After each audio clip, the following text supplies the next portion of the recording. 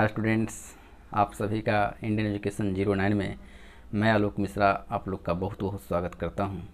और मुझे बहुत आज खुशी हो रही है कि जो भी व्यक्ति मेहनत कर रहे हैं, परिश्रम कर रहे हैं, उनके लिए आज एक बहुत बड़ा दिन है कि बीपीएससी ने अपना नोटिफिकेशन जो 66वां एग्ज़ाम होने वाला है, जो उसका नोटिफिकेशन उसने आउट कर दिया है। और अब बस आपकी बारी आती है कि आप उसे कैसे तैयारी करते हैं और इस तैयारी को कितना तक आप आगे ले जाकर रखते हैं जिससे कि आपका सिलेक्शन हो जाए। तो स्टूडेंट्स, आप सभी को बिल्कुल चिंता करने की कोई बात नहीं है। देखिए, जब वैकेंसी जब निकलती है तो आप भी बिल्कुल जानिए कि इस वैकेंसी को भरा भी जाता है। और इस चीज़ को आप बिल्कुल नहीं सोचिएगा कि आपके एग्ज़ाम में क्या आप उसे कर पाएंगे कि नहीं कर पाएंगे। अगर आप में आत्मविश्वास है, अगर आपने सही मायने में मेहनत किया है और आप में धैर्य है, तो बिल्कुल आप जो भी चीज़ के लिए सोचे हैं, जिस भी एग्ज़ाम के लिए आप सोचे हैं, चाहे वो कुछ भी हो, हालांकि लाइफ की बात अगर की जाए तो लाइफ के बारे में भी ऐसा कहा जाता है कि आप जो भी चीज़ आप सोचते हैं, अगर उसको एक कड़ी मेहनत, एक सही दिशा अगर उसे मिलती है तो बिल्कुल आप उस चीज़ को पाते हैं। ठीक है, तो चलिए आज हम थोड़ा सा बात करते हैं आपके बीपीएससी के बारे में, जो 66वां बीपीएससी है। ठीक है, तो देखिए 66वां बीपीएससी में अगर सीट की बात की जाए तो सीट भी आपका अच्छा खासा सीट है। लगभग 731 सीट आपको मिला है इस बार बीपीएससी के लिए। और बीपीएससी की प्रिपरेशन के लिए मैंने आपको एक बार और की वीडियो बताया था आपको, जो मेरा सबसे पहला वीडियो था। उस वीडियो में मैंने बताया था कि मैं कैसे तैयारी करूँ बीपीएससी की। हालाँकि मैं आज फिर इसके बारे में थोड़ा सा चर्चा करूँगा आपसे कि बीपीएससी की तैयारी मैं कैसे करूं। देखिए, सबसे पहले तो आप बीपीएससी की अगर तैयारी करने वाले हैं तो आपको थोड़ा सा धैर्य रखना पड़ेगा और अपने मेहनत को कहीं ना कहीं उसे एक सर्वश्रेष्ठ मेहनत, आप सर्वश्रेष्ठ अपना समय देना होगा और सबसे अच्छा करना होगा। तो स्टूडेंट्स, आज हम जो बात आपसे कर रहे हैं वो बात बिल्कुल आप गांठ बांध लीजिए कि अगर मेरे मूल मंत्र पर आप चलेंगे, आप चलेंगे तो बिल्कुल आपको कहीं ना कहीं सिलेक्शन तय है।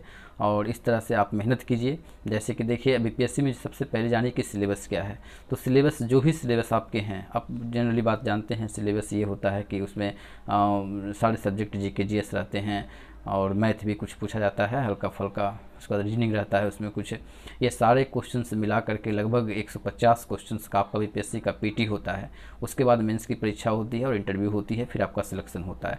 तो ये कहीं ना कहीं एक अपने आप में एक चुनौती है और इस चुनौती को स्वीकार वही कर सकता है जिसके पास धैर्य हो, जो मेहनत कर रहा हो, सही मेहनत सही लगन से, अगर जिसकी निष्ठा में अगर दम है तो वो जरूर इस बार बीपीएससी को करेक्ट करेगा।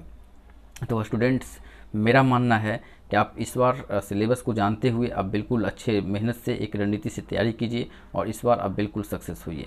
तो देखिए, जो इस बार बीपीएससी 66वां आया है, उसका एज की बात अगर करते हैं तो कोई भी बच्चा जो 20 ईयर्स का हो चुका है और उसकी आयु जनरल की बात करें तो 37 से ज़्यादा नहीं होनी चाहिए, वो भर सकता है। ठीक है, अब 20 ईयर्स मतलब कि सिर्फ 20 ईयर्स का है तो वो नहीं भर सकता है, बट 20 ईयर्स के साथ साथ उसे ग्रेजुएट होना पड़ेगा। यानी कि जो ग्रेजुएशन कर लिया है और 20 ईयर्स का अगर उसका पूरा हो गया है तो बिल्कुल इस बार बीपीएससी भर सकता है। मिनिमम मैंने बताया, और मैक्सिमम जो एज है वो 37 है, 37 वर्ष है। ठीक है, हालांकि महिला के लिए जो है वो 40 ईयर दिया हुआ है, जबकि एससी एसटी ओबीसी के लिए अलग से छूट दिया जाता है। जैसा कि आप जानते हैं कि एससी एसटी के लिए 3 वर्ष का छूट और एसटी और ओबीसी के लिए एसटी एससी के लिए 5 वर्ष का छूट रहता है और ओबीसी के लिए 3 वर्ष का छूट रहता है।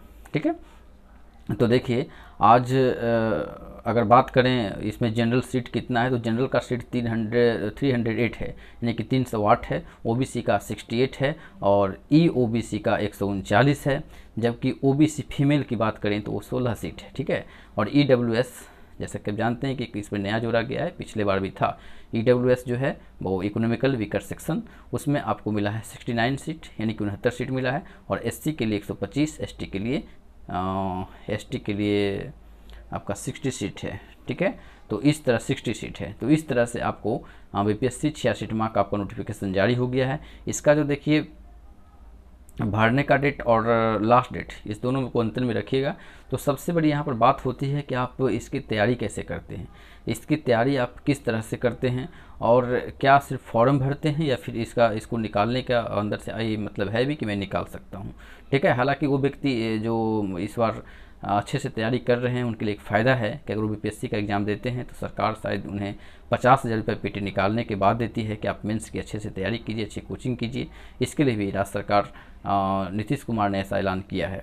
ठीक है, तो आप देखिए आपको हर सुविधा मिल रहा है, हर चीज़ मिल रहा है। अब होनी चाहिए बात कि आप में निर्भर करता है कि आप कितने अच्छे तरीके से इसको अपने एक नए मुकाम तक, जहाँ तक आपका लक्ष्य है बीपीएससी को क्रैक करने का, वो कहाँ तक कर पाते हैं।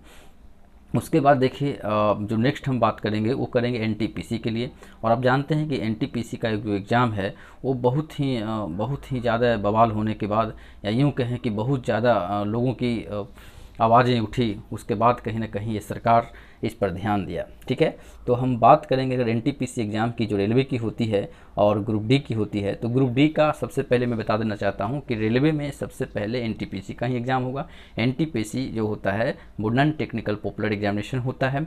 एनटीपीसी तो आप कैटेगरी होता है, तो फिर आप इसमें सबसे पहले ये जानिए कि एनटीपीसी का ही पहले एग्ज़ाम होने वाला है। ठीक है, और एनटीपीसी का जो एग्ज़ाम होगा तो उसका आप आरआरबी के अगर मेन साइट पे जाएंगे तो आपको ये भी मिल जाएगा कि इसका स्टेटस, जो आपने एप्लीकेशन फॉर्म भरा है, जो भी आपने फॉर्म आवेदन दिया है, तो उसका जो स्टेटस होता है कि क्या आपका सही क्या गलत है, वो स्टेटस आपको आरआरबी के वेबसाइट पे 31 सितंबर से लेकर 30 सितंबर तक उपलब्ध रहेगा। तो आप ये देख सकते हैं कि क्या मेरा स्टेटस में मेरा सिलेक्शन हुआ है या नहीं हुआ है। कहने का मीन्स हुआ कि आप एग्ज़ाम के लिए क्वालिफाई हैं या नहीं हैं, ये आपको पता चलेगा 21 सितंबर से लेकर 30 सितंबर तक। तो इस वीडियो को बिल्कुल आप लाइक कीजिए, सब्सक्राइब कीजिए, शेयर कीजिए। आपको तो पता ही कि मैं आपके लिए ये बात कर रहा हूँ। और सबसे बड़ी बात है कि देखिए रेलवे का बहुत दिन के बाद ये वैकेंसी बहुत दिन के बाद निकली भी है, और इसका एग्ज़ाम भी बहुत लेट से हो रहा है। तो सिंपल सी बात है कि जो बच्चे तैयारी कर रहे हैं उनको एक अच्छी रणनीति के तहत, अच्छी मेहनत के साथ उसे इसमें भी लगना चाहिए और अपना सिलेक्शन को सुनिश्चित करना चाहिए। तो स्टूडेंट्स, मैं आपसे बस यही कहना चाहता हूँ कि आप जिस चीज़ की भी तैयारी कर रहे हैं उसे अच्छे तरीके से और एक अच्छी सोच के साथ और एक लगन के साथ, मेहनत के साथ, धैर्य बना करके इस चीज़ को आप कीजिए, आगे बढ़िए। और मेरी शुभकामना आपके साथ हमेशा है।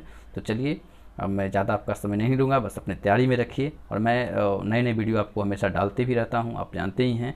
तो नए वीडियो को देखिए और बिल्कुल जो भी मैं पढ़ा रहा हूँ देखिए, उसको कहीं ना कहीं हर एग्ज़ाम के लिए हेल्पफुल है, इसीलिए मैं उस वीडियो को डालता हूँ। कितने बच्चे हैं कि पूरा वीडियो नहीं देखते हैं, तो नहीं देखते तो उनकी गलती है, या फिर अगर हो सकता है उनको हमसे अच्छा कोई कंटेंट कहीं मिल रहा है तो बिल्कुल वहाँ से पढ़ रहे हैं, तो कोई बात नहीं है। आप जहाँ भी पढ़िए, जिस चैनल पर भी पढ़िए, बस आपकी मेहनत ज़रूर होनी चाहिए उसमें। क्योंकि कोई, मैंने पहले वीडियो में मैंने आपको बताया था कि कोई टीचर आपको महान नहीं बनाता है, कोई टीचर आपका सिलेक्शन नहीं दिलवाता है। उस सिलेक्शन के पीछे कहीं ना कहीं आपका एक बहुत बड़ा मेहनत काम करता है, तभी आप जा कर के इस सिलेक्शन को पूरा करते हैं। और इस बार भी जो भी वैकेंसी आई है उसमें सिलेक्शन उसी बच्चे का होगा जो सिर्फ यूट्यूब पर देखने से नहीं, बल्कि वो अपने खुद का मेहनत कितना करता है इस पर निर्भर करेगा। ठीक है, तो चलिए अब जब तक के लिए बाय बाय, जय हिंद।